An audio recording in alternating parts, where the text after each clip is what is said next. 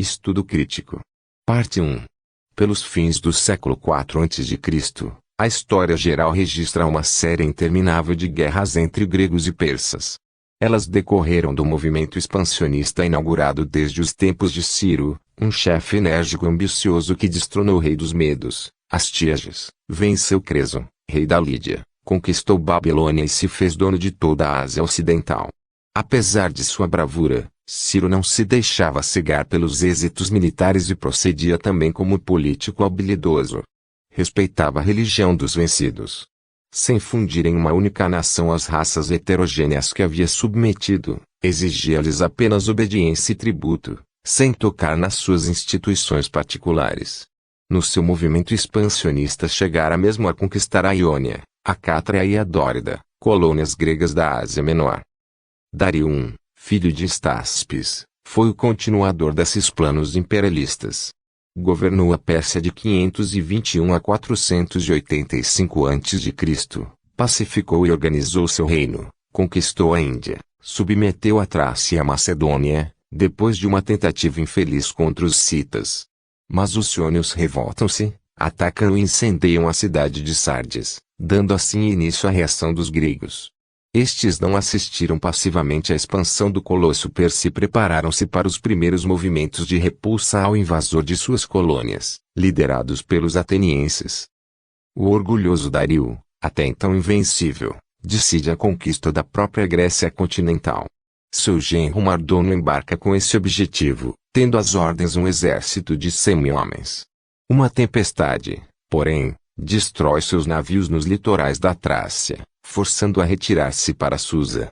Novo exército, mais numeroso ainda que o primeiro, marcha em direção à Grécia, sob comando geral de Dates e Artafernes, e inicia as hostilidades com o ataque a Erétria, que é tomada e submetida ao saque, com a escravização de todos os seus habitantes. Desembarcando na Ática, as forças dos persas não encontram obstáculo à sua frente. As cidades gregas, traumatizadas pelo terror, entregam-se à discrição dos conquistadores. Atenas, unicamente, nesta série de derrotas desmoralizantes, é uma exceção.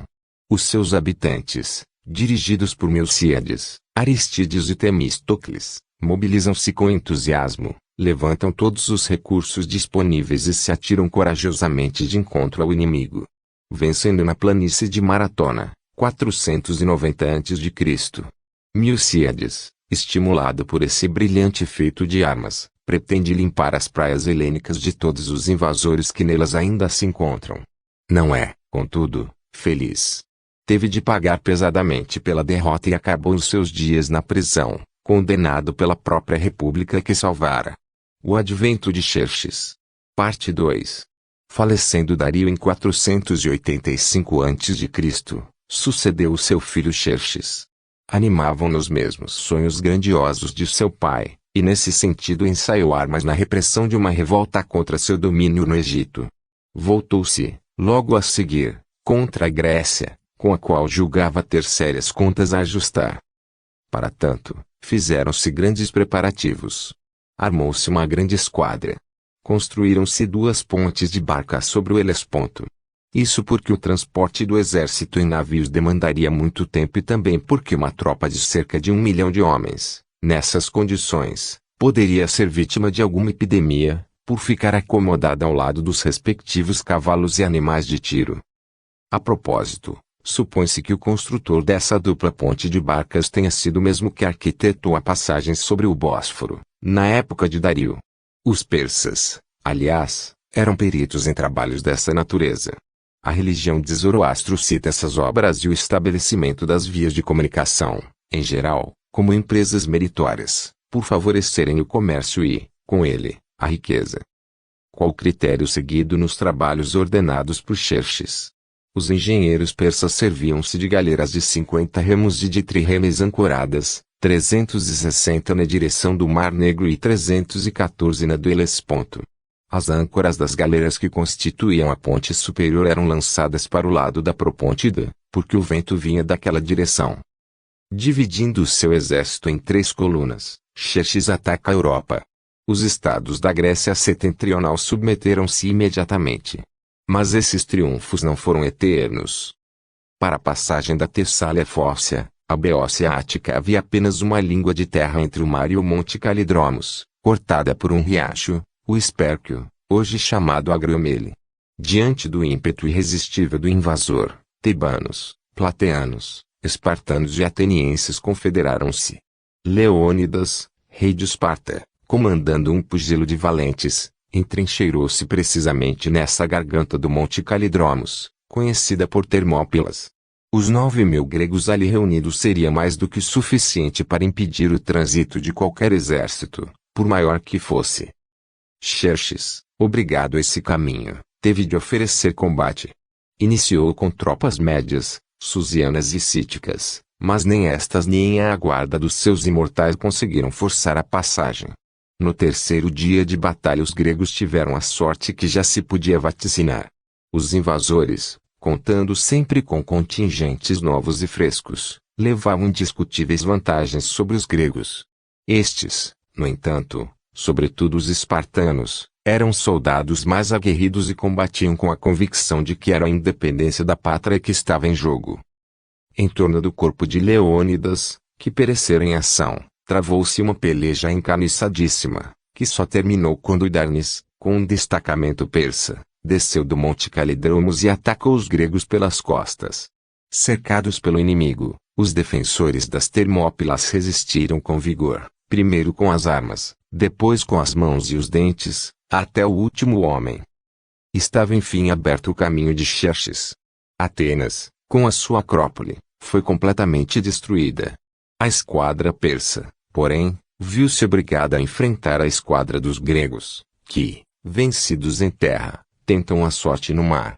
Nas costas da Magnésia o invasor perdera cerca de 400 navios, em virtude de violenta tempestade. Perto de Artemísio, cabo setentrional da Eubeia, viu sossobradas mais 15 embarcações, no encontro com os helenos. Desenvolvendo inteligentemente um plano de defesa, estes últimos julgaram conveniente retirar-se para o mar interior, apesar de as ações até então desenvolvidas lhes terem sido favoráveis. A esquadra persa dirigiu-se então para Surne e ancorou em frente a Atenas. Era precisamente o que os gregos desejavam, tanto assim que investiram contra o adversário em excelentes condições, nas proximidades de Salamina, obtendo brilhante vitória. Xerxes assistiu ao combate e viu-se perdido. Tão impressionado ficou que desistiu de avançar. Ordenou à esquadra persa, desfalcada de algumas centenas de barcos, que recuasse para o Helesponto, a fim de defender as pontes. Essa retirada vergonhosa de Xerxes teria sido ditada pela convicção de que não lhe seria possível conquistar a Grécia sem uma boa frota de guerra e pelo fato de lhe ter visto claramente que os gregos possuíam superioridade marítima sobre os persas.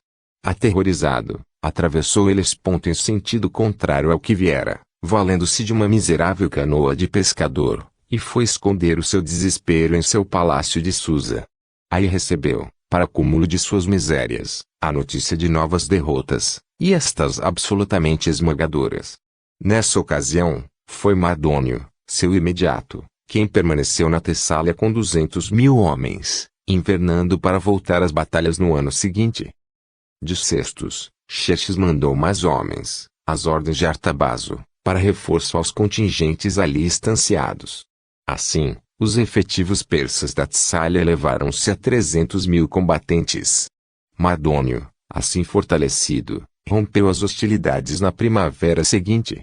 Tornou a ocupar Atenas, mas foi afinal derrotado em Plateia, 479 a.C.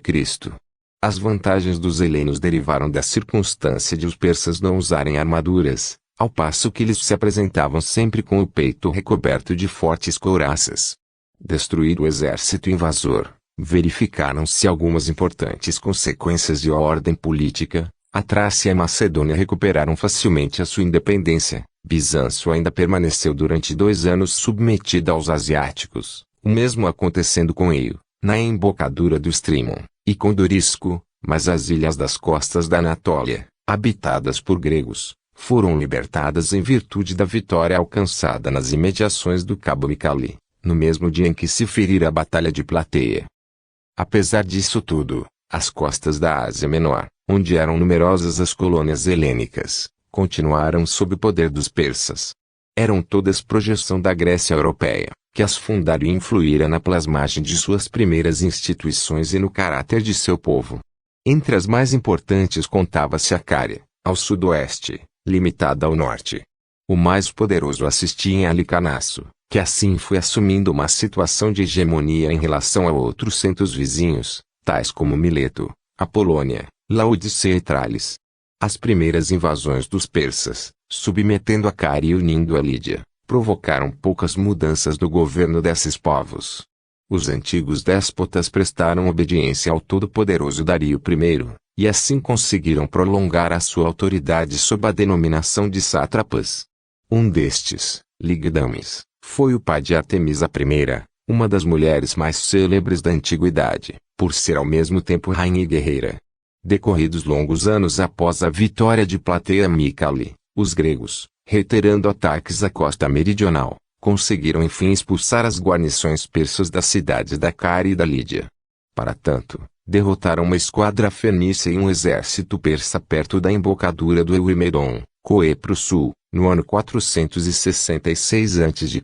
Esses triunfos deram finalmente a Atenas a posse do Mediterrâneo, que só voltou em parte para o domínio dos persas em 449.